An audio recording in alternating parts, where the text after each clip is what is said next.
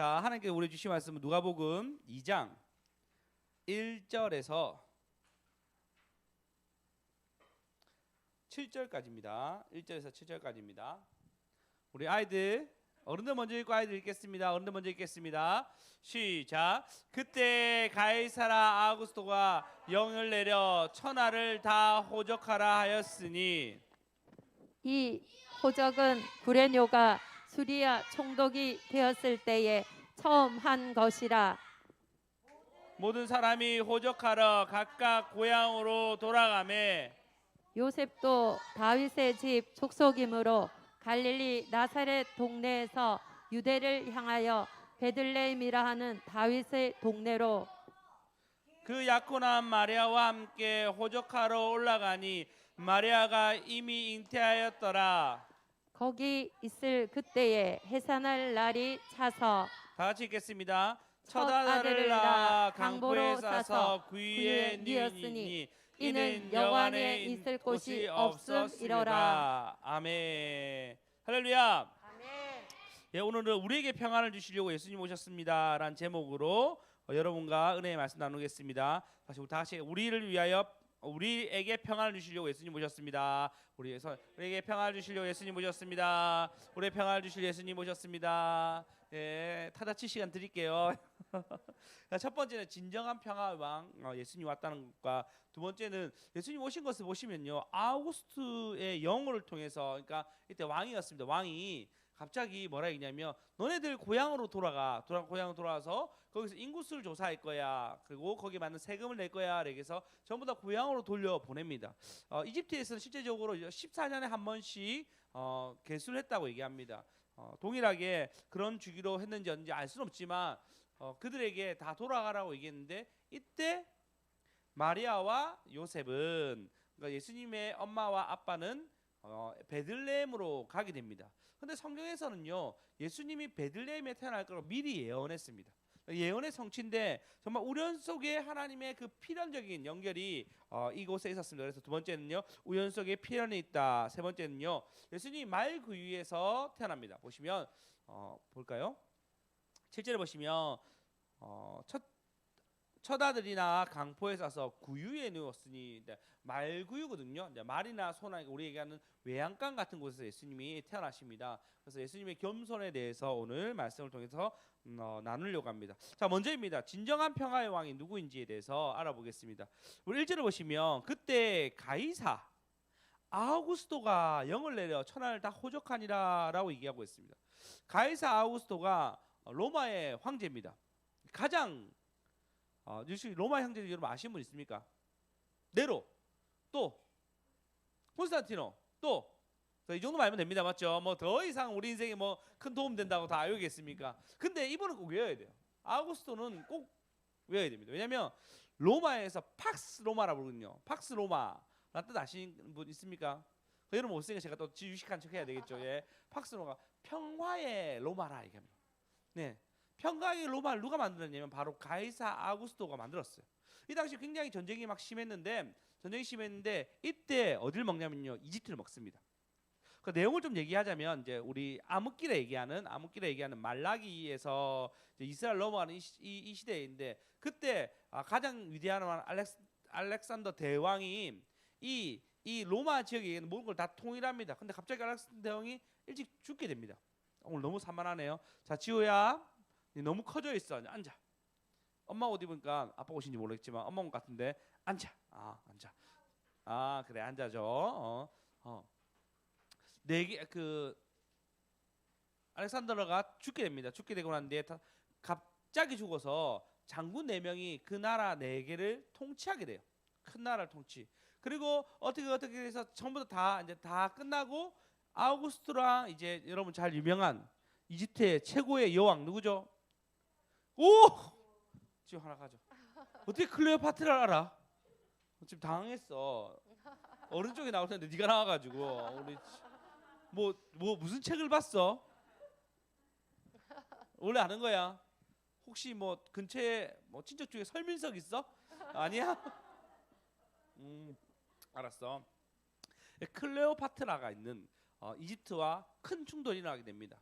그때 이제 승리하게 되죠. 승리하게 되면서 더 이상 이스라엘 그 로마에는 큰 전쟁은 없습니다. 물론 작은 국소적인 전쟁이 있었지만 대부분 승리할 수 있는 가벼운 전쟁이었기 때문에 팍스 로마, 아우구스토가 우리에게 평안을 줬다. 아우구스토가 이제 우리에게 평강을 줬다 얘기하면서 팍스 로마라라고 얘기하는 일들이 일어납니다. 그러니까 진정한 평화죠. 로마인들에 있어서 어마어마한 진짜 어마어마한 군사들이 이제 딱 거늘게 되잖아요. 우리나라도 마찬가지죠. 우리나라도 원래 계속 외적이 침범이 있었잖아요. 근데 이제 식민지 이후에 6.25 끝나고 난 뒤에 이제 6.25 끝나고 나는데 거의 다 큰 전쟁이 없었잖아요. 이제 우리나라 역시 마찬가지고 세계적으로도 1, 2차 대전 이후 전쟁이 굉장히 쉬고 있습니다. 다 쉬고 있고 최근에 뭐 이제 보통은 저 아프간이나 이제 이런 데서 좀 일어나는 아주 멀리 있는 어떤 전쟁이었는데 최근에 이제 러시아와 우크라이나에 붙었던 전쟁 빼고는 대부분 평안이죠.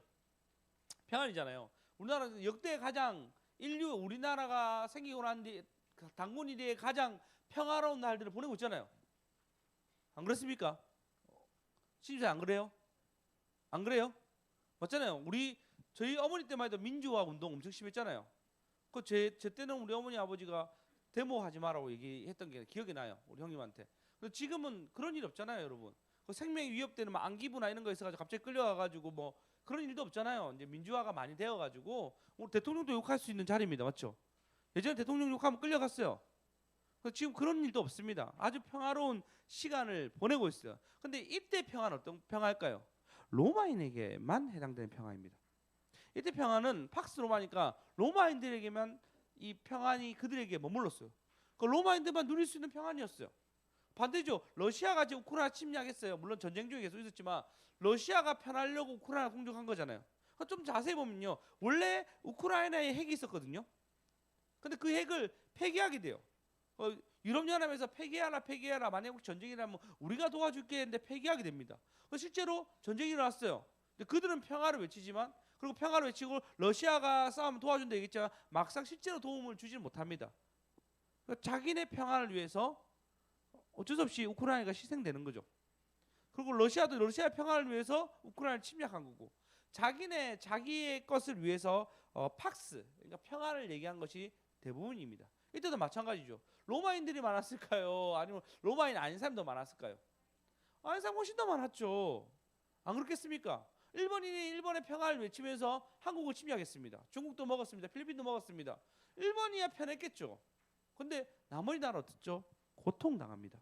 어마어마한 고통이 있었죠. 우리나라만 해도 어마어마한 고통이 있었고 아픔이 있었고 지금 또 이웃나라 일본이지만 친하지 않게 그리고 혹시 일본이 뭔가 우리에게 안 좋은 얘기하면 우리도 다 발끈하는 아주 관계가 좋지 않은 나라로 서로 돼 있습니다. 그러면 팍스 로마 그들에게 평안이라고 얘기하는 그 로마는 그들의 것이 그들의 것. 근데 여러분 예수님 우리한테 온 거는 아주 다른 문제입니다. 예수님이 우리에게 오신 것은 그분은 희생이었어요. 그분은 자기를 내어주기 위해서 이 땅에 오셨습니다. 이들을 모두가 팍스 로마에 외치면서 아우구스토가 우리에게 진정한 평화를 줬다 얘기하지만 그건 로마인 얘기지만 예수님이 이 땅에 오신 건 인류의 평화를 위해서입니다. 할렐루야. 아멘. 할렐루야. 아멘. 예, 예수님이 이렇게 얘기합니다. 요한복음 14장 27절 한번 읽어보겠습니다. 읽겠습니다. 시작. 요한복음 14장 27절. 자, 큰 소리 우리 아이들 읽겠습니다. 시작. 평안을 너희에게 끼치노니 곧 나의 평안을 너희에게 주노라. 내가 너희에게 주는 것은 세상이 주는 것과 같이 아니하니라. 너희는 마음에 근심하지도 말고 두려워하지도 말라. 예, 너희는 마음에 근심도 하지 말고 두려워하지 말라. 평안 너희에게 끼친다 얘기합니다. 근데 나 불안한데요. 예수님 평안을 왔다 했는데 그 평안이 나한테 와닿지 않을 경우가 너무 많아요. 그렇지 않나요? 여러분 가운데 내 현실을 보면은 평안이라 이야기보다는 나는 불안한 마음이 들 때가 너무 많습니다. 그렇지 않나요? 예수님 믿는다 얘기하지만 나는 계속 불안해요. 근데 반대로 여러분이 불안하다 뭔가 해결되는 게 아니잖아요. 그렇지 않나요? 여러분 예수님 우리에게 평안을 주러 오셨어요. 그래서 여러분이 불안한 마음과 근심한 마음 들 때마다 주님의 평안을 반드시 구하셔야 됩니다. 할렐루야. 아멘. 어려운 것이 아니라 여러분 근심과 걱정이 계속 올 때마다 주님이 당부합니다. 너희는 마음에 근심하지 말고 두려워하지 말라라고 얘기하고 있어요. 이럴 때일수록 예수님은 평안을 위해서 오셨어요. 그분이 다른 것이 아니고 평안을 끼치기 위해서, 이건 예수님이 본인이 직접 제자들에게 죽기 전에 한 말입니다. 예수님도 불안한 상황 가운데 곧 죽어야 되는데 그 전에 이들한테 얘기한 것은 평안을 너에게 끼치노니 내가 주는 평안은 세상과 다르다라고 얘기하고 있습니다. 우리 아이들 보십시오. 오늘 뭐 나 노래 부를 때 혼자서 막 난리 쳤잖아요. 얘들은 근심 걱정 전혀 없어요. 엄마 아빠만 있으면 돼. 네. 이들은 뭐 간절히 기도한 거 엄마 아빠 돈 벌게 해주세요. 돈 있으면 좋은지 아니까 뭐 그 정도가 다예요. 근데 평안을 누리잖아요, 아이들이.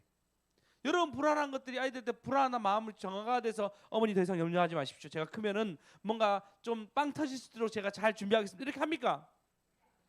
안 하잖아요. 안 하잖아요. 예, 주님도 마찬가지예요. 우리가 그런 걱정 안 했으면 좋겠어. 나는 평안을 위해서 이 땅에 와서 죽기까지 했는데 너는 여전히 너의 삶 가운데 염려하느냐고. 성경들이 이제 염려함으로 너희 키를 더할 수 있냐? 할 수 없다. 나는 저 하늘에서 평강 버리고 이 땅에 와가지고 오히려 평안이 없는 사람으로, 오히려 수많은 사람들이 그를 죽이려고 하고 수많은 사람은 그를 미혹해하고 욕하게 하는 그런 자리로 가게 됩니다. 예수님이 나사로를 살렸는데 살리고 난 뒤에 뭐라죠? 그들이 죽이기로 결정했더라. 예수님이 선한 일을 했는데도 불구하고 수많은 사람이 그를 죽이는 자리로 이끌어가는 걸음을 하게 됩니다. 왜? 우리의 평안을 위해서. 그 여러분이 불안할 때마다 주님께 기대십시오. 할렐루야. 아멘. 기대십시오. 할렐루야. 그래서 평안이 여러분 안에 있는 저와 여러분 되었으면 좋겠습니다. 우리에게 평안을 주시려고 주님이 오셨습니다. 네, 우리 오늘은 예수님의 성을 다 불러봅시다. 예수님이라 얘기합시다. 우리에게 평안을 주시려고 예수님이 오셨습니다. 우리에게 평안을 주시려고 예수님이 오셨습니다. 우리에게 평안을 주시려고 예수님이 오셨습니다. 할렐루야. 아멘. 우리 한번 내게 강 같은 평안, 내게 강 같은 평화, 내게 강 같은 평화, 내게 강 같은 평화가 넘치네. 할렐루야. 내게 강 같은 평화, 평안이 나한테 있는 얼굴로 내게 평안이 있다. 내 얼굴에 내게 강 같은 평화가 넘치네. 강 같은 내게 강 같은 평화, 내게 강 같은 평화, 내게 강 같은 평화가 넘치네. 할렐루야. 내게 강 같은 평화, 내게 강 같은 평화, 내게 강 같은 평화가 넘치네. 웃으면서 내게 강 같은 옆사람 보면서 내게 강 같은 평화, 내게 강 같은 평화, 내게 강 같은 평화가 넘치네. 할렐루야. 내게 강 같은 평화, 내게 강 같은 평화, 내게 강 같은 평화가 넘치네. 우리 아이들 하나씩 가져가세요.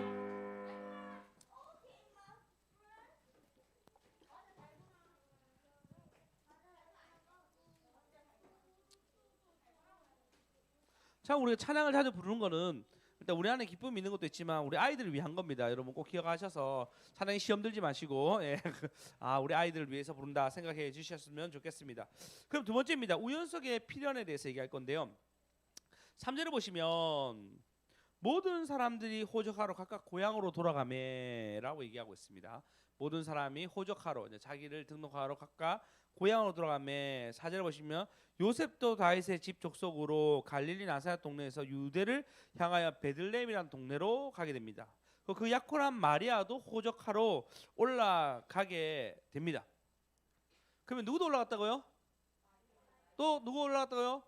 네, 두 명이 이제 올라가게 됩니다. 아마 근데 이 당시 집단 생활을 했으니까 아마 가족별로 다 같이 올라간지 잘 모르겠습니다. 어쨌든 이제 올라갑니다. 그들이 쭉 올라가는 걸음을 걸어가는데 실제로 직선으로 지금 지도 보니까요 한 12km 됩니다. 직선도로로 12km를 쫙 올라가야 됩니다. 12km 120km 죄송합니다. 120km. 120이면 여기서 어느 정도 되죠?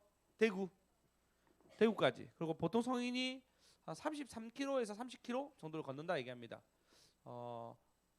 겸아 화나 내려와 빨리 내려와. 내려와.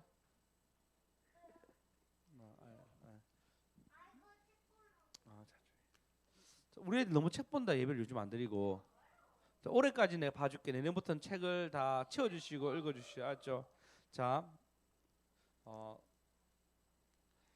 요셉과 마리아가 올라가는 약 120km 정도로 지금 고속도로로 120km입니다. 근데 실제적으로 그들이 어떻게 돌아가냐면요.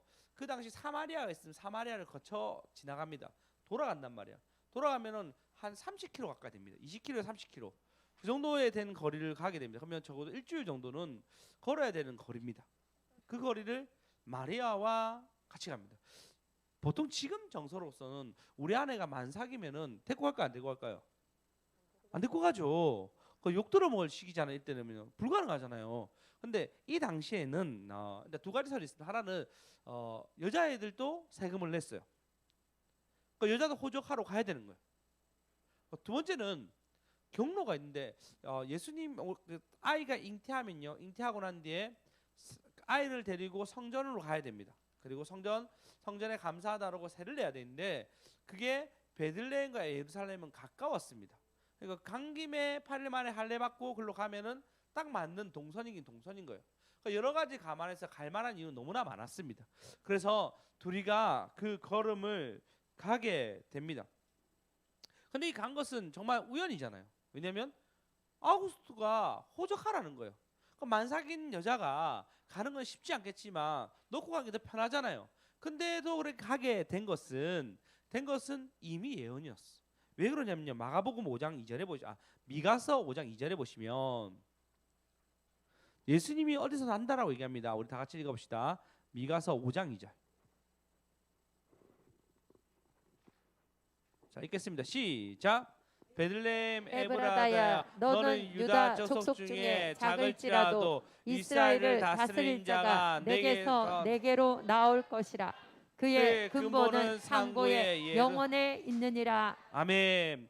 예, 예수님 어디서 태어난다고요? 베들레헴. 네, 베들레헴 에브라다야, 너는 유다의 족속 중에 작을지라도 이스라엘을 다스린 자가 여기서 난다라고 얘기하고 있습니다.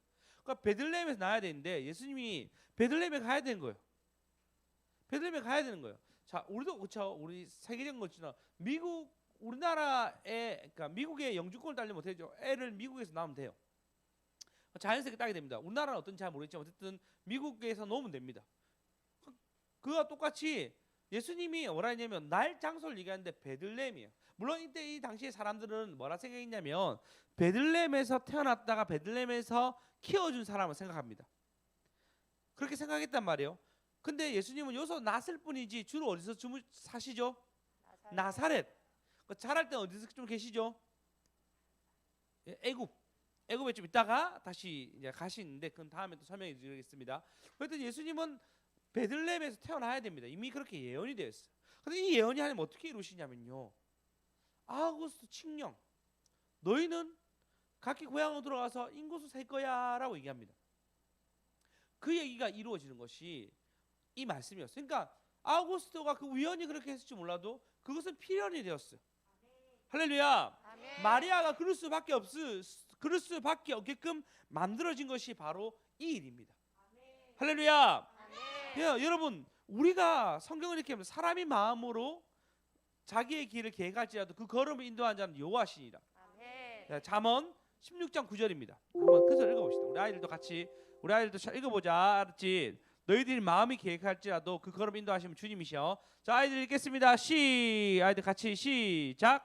사람이 마음으로 자기의 길을 계획할지라도 그의 걸음을 인도하시는 이는 여호와시니라. 할렐루야. 아멘. 네, 사람이 자기의 뜻으로 마음으로 걸음을 내가 이렇게 계획해도 그 걸음을 인도하시면 여호와십니다. 예, 아우구스토가 그렇게 계획한 것들이 그의 계획이었지만 하나님이 그 일들을 만들어 가세요. 하필 예수님이 태어나는 그날, 여러분 그렇지 않습니까? 생일은 1년에 한 번이죠. 딱 그날이다면 딱 그날밖에 없잖아요. 그렇죠? 안정 집사님이 1월 1일에 태어났어요. 네, 1월 1일에 딱 태어났 맞죠? 또 우종 집사님도 일요일 날 태어났습니다. 예. 네, 일요일 날 태어났습니다. 동생 우종이 쌍둥이라서 그렇습니다. 예. 예. 그날 그 시밖에 안 되는 거잖아요. 안 그렇습니까? 근데 아구스토가 그렇게 예언한 것도 아니고 너희들 다 고향으로 가. 왜? 세금 거두려고. 그는 자기의 이익을 위해서 얘기했지만 그것이 필연이 되어서 성경에 그대로 이루어지게 됩니다. 할렐루야. 아멘. 할렐루야. 아멘. 예. 그래서 여러분 여러분 삶 속에서 있는 모든 것들은 하나님의 계획 속에 있는 것입니다. 아멘. 그럼 이런 생각하시죠? 나는 지금 고난 당하는데요. 이것도 하나님의 계획이십니까? 나는 지금 고통 중에 있습니다. 이것도 하나님의 계획이 있습니까? 하나님, 나는 예전이 좀 더 좋았는데 지금 이렇게 사는 것이 하나님의 계획이십니까? 라고 생각할 수가 있어요. 그런 시절을 사신 분도 있고, 그리고 그런 시절 훌쩍 지나서 그것이 하나님의 뜻이었구나라고 생각하는 분도 있을 거라 생각합니다. 그리고 지금 내가 하나님 계획 속에 있는 거 맞는 건가? 난 내 계획이 있는데 이것이 이렇게 있는 거 맞는 건가? 굉장히 의문스러운 분들도 있을 거라고 생각이 듭니다. 제가 한 얘기를 한번 해드리겠습니다. 미국에 굉장히 큰 불행이 있었습니다. 어떤 불행이 있냐면요. 1900 맞추려고 하신 눈빛 지르지 마시고 못 맞춰요. 이거 맞출 수가 없어요. 힌트요. 미국 이거는 힌트를 줘도 못 맞춰요. 이거는 맞출 수가 없는 그냥 유례 없는 얘기예요. 듣고 저도 깜짝 놀란 얘기였어요. 1919년에서 1930년도에 있었던 일입니다. 이때는 어떻게 은행에 돈을 넣으면은 은행에 돈이 현금을 두고 있는 거예요. 그죠? 은행털이 영화 많이 보셨죠? 실제로 기가 막힌 은행털이가 있는 거예요. 1919년부터 1930년 동안 랩이란 사람이 은행을 터는데 기가 막히게 터는 거예요. 그 은행 한번 털면은 그냥 엄청 먹고 살잖아요. 근데 미국 전역을 돌아다니면서 은행을 털기 시작하는데 잡을 수가 없는 거예요, 도통. 그럼 여러분 같으면 은행에 돈을 맡기겠습니까? 불안할 거 아니 맞잖아요. 내가 맡기면 털어가는 놈들이 있는데 그러면 한 명 잘 털면 어떻겠습니까? 다른 사람도 충동지 봐서 여러 사람도 털기 시작할 거 아니에요. 그러니까 이 나라에 미국 전역에 난리가 나는 거예요. 이 랩이라는 사람이 너무 잘 터는 거예요. 이 사람이 어떻게 했냐면 랩이라는 사람이 자기만 시스템을 도입합니다. 어떻게 하냐면 시간을 재는 거예요. 그래서 너는 이때까지 이 시간까지 이걸 딱 마무리하고 이 시간에 이 다음 사람 이걸 바톤 이어있고 이 다음 사람 이제 바톤 이어서 시간을 딱딱 정하는 거예요. 만약에 그걸 못하더라도 못하는데 도망쳐서 나오는 모든 것도 다 하는데 돈을 털기 시작하는데 다 털기 시작하는 거예요. 설교 때 여러분 이것만 기억날까 싶어서 너무 겁납니다. 예. 나로 털어야지 이렇게 생각. 지금 다 시스템이 여러분 전자라 잘 안 됩니다. 가도 돈이 없습니다. 네. 그리고 다 터는 거예요. 근데 그러니까 결국 1930년도에 잡히게 됩니다. 잡혔는데 아마 미국 교회가 많이 기도했나 봐요. 희한하게 잡힙니다. 이렇게 재수가 없을 수 있을까 할 정도의 일이 생깁니다. 어떻게 하냐면요. 그 팀이 매일마다 그렇게 은행을 털기 위해서 엄청난 연습을 하고 시행을 한단 말이에요. 그럼 그 시행이 딱딱딱 맞게 떨어진 거예요. 늘. 혹시 여러분 그거 보셨습니까? 배트맨에서 조커가 나오는 편 보시면 조커가 그렇게 막 턴단 말이에요. 그런 것처럼 탁 털게 됩니다. 근데 재밌는 건 뭐냐면요. 이제 그가 털었어요. 인디아나에 있는 클린턴에 있는 거기서 털었습니다. 털고 탈출한 차량이 갑자기 거의 없는 일이 나요. 타이어가 갑자기 펑크가 납니다. 펑크가 나서 더 이상 가지 못하겠는 거예요. 그래서 이 세 사람이 재빨리 다른 자동차로 딱 탑니다. 갈아타서 차로 가고 있는데 그 차가 56km밖에 속력을 못 내는 정해진 차인 거예요. 그 차는 뭐 100km 달라오는데 56km밖에 못 가는 거예요. 그래서 그가 급히 내립니다. 급히 내리고 세 번째 차를 그 차를 훔칩니다. 그 쭉 가는데 차에는 냉각수가 냉각수인데 라디에이터가 고장이 나가지고 엔진에 불이 나는 거, 막 불이 나기 시작. 그들이 또 이것을 들고 내려요. 내리고 또 차를 훔칩니다. 그리고 차를 탔는데 이 차에 기름이 없네. 그래가 잡혀요. 이게 실제 있었던 일입니다. 대단하지 않습니까? 어떻게 재수가 없어도 이렇게 없을 수 있어요? 이건 하루에 거의 일어날 일이 없잖아요. 그런 일이 별로 없죠. 근데 차를 4대를 탔는데 4대 다 어떻게 이렇게 이상하게 생겼는지 결국 그건 잡히게 되고 또 2명은 도저히 안 돼서 자수하게 되고 하여튼 그런 일이 막 벌어지게 됩니다. 여러분 악한 자를 심판할 때 어떻게 심판하죠? 이런 일이 일어나는 거예요. 생각지도 못한 정말 불행에 겹쳐 잡혀요. 아니 운이 그렇게 연습을 많이 한 사람이 갑자기 타이어가 펑크나고 56km짜리 걸리는 어떤 제한 속도 제한의 차를 타지 않나. 그다음 냉각소가 이상해가지고 차 엔진이 막 열이 막 가열되고 그다음 연료가 없는 차를 타가지고 결국 잡히게 되는 이런 불행의 이런 일들이 그들 가운데 나타난 거예요. 여러분 제가 이렇게 얘기한 거는 우리가 생각하는 우연의 일로 우리 여기까지 온 거예요. 그렇지 않습니까? 정말 우연의 일로 여기까지 온 거예요. 모든 사람이 그렇지 않습니까? 어떻게 여기까지 왔습니까? 하면 어떻게 왔죠? 근데 여러분 계획이 있었습니까? 여러분 1년 전에 3년 전에 아니 여러분 뭐 10년 전에 내가 열매맺는 교회 생길 거니 꼭 가봐야 되겠다라고 생각하시고 오는 거 아니잖아요. 정말 여러분 삶 가운데 우연의 일이 지금 내 삶의 현장이 되고 현실이 되어서 여기 있는 거 아닙니까? 할렐루야. 아멘. 예, 우리 주님이 그렇게 오셨어요. 우리 주님이 우리가 생각하지 못한 아우구스토 칙령으로 말미암아 그 베들레헴에 온 그 예언이 이루어졌지만 이 말은 즉슨 뭐냐면요, 주님이 모든 것을 운행하십니다.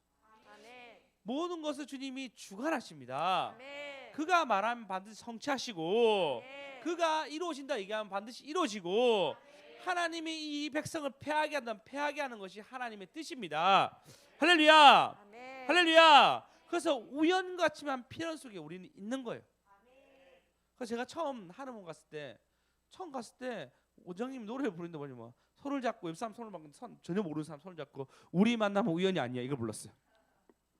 우리 만남은 우연이 아니야. 처음 보는 사람 이름도 모르고 아무도 모르는데 늘 불렀어요 그 노래를. 왜 내만 보면 이런 노래 부르지 했는데 이게 우연이 아니었구나라고 생각이 들게 됩니다. 그 우연 같은데 우연이 아닌 거예요. 그리고 신기현 목사님이 저희 교회 처음 딱 설교한 날 그날 설교한 거야 이거 처음 오신 예배 같이 드린 이날 저희 교회 처음 오셨죠. 신기현 목사님 처음 오셨을 때 한음을 터진 노래가 짝짝꿍이었어요. 마음을 모아 사모하면 예, 말씀을 기다리는 뭐 현장 이렇게 해가지고 그 노래 불렀어.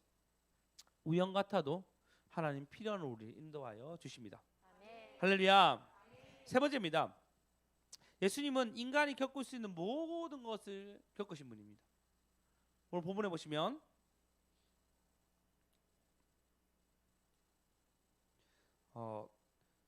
우리 5절에 보시면 약혼한 마리아가 함께 호적하러 가려 갔더니 마리아가 이미 잉태하더라. 이제 배에서 나오죠. 통증을 느끼고 근데 거기 해산을 다 돼서 다 찾는데 그 아이가 첫 아들을 낳아 강포에 쌓아 구유에 낳았으니 이는 여간이 없었습니다. 예수님이 이제 베들레헴에 그러니까 요셉과 마리아가 베들레헴에 도착했는데 사람들이 전부 다 호적하러 온 거예요. 그러니까 자리가 없는 거예요. 자리가. 그래서 예수님 쉴 데가 없으니까 여간에 들어가지 못하고 구유에 들어간 거예요. 그러니까 외양간이죠. 외양간에 들어갔는데 그 외양간에서 배가 아파오고 그리고 잉태하게 됩니다. 예수님은 가장 첨단 시대에 있는 하늘에 계신 분인데 그분이 난 것은 말구유예요. 얼마나 불편했겠어요.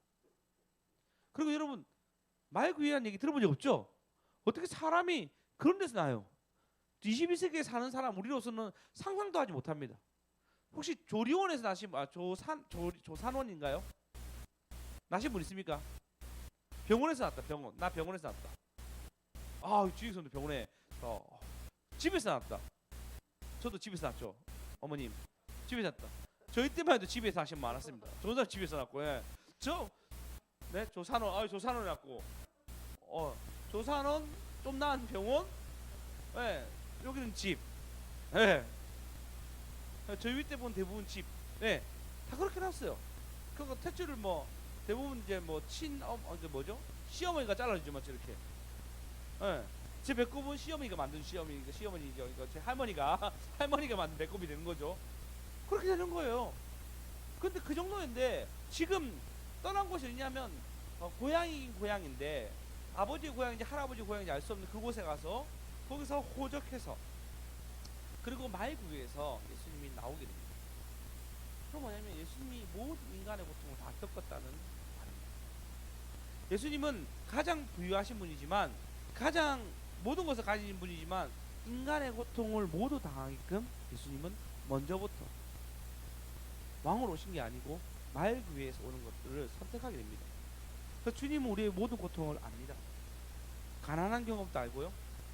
부모님이 일찍 여인 슬픔도 압니다.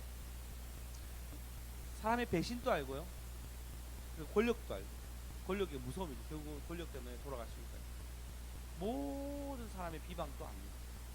우리 주님은 우리의 모든 것을 다 경험하셨어요. 여러분 가지고 있는 수많은 문제들을 주님은 가지고 있었습니다. 할렐루야. 아멘. 예, 그분이 우리에게 평안을 주는 거예요. 예, 여러분 경험했다는 것은 굉장히 큰 겁니다. 그렇지 않습니까? 그래요. 저도 아주 가난해봤습니다. 가난한 사람들의 충분한 이해를 가질 수 있습니다. 가난해봤으니까요. 그리고 결혼해서도 가난해봤고 어릴 때도 가난한 경험이 있었습니다.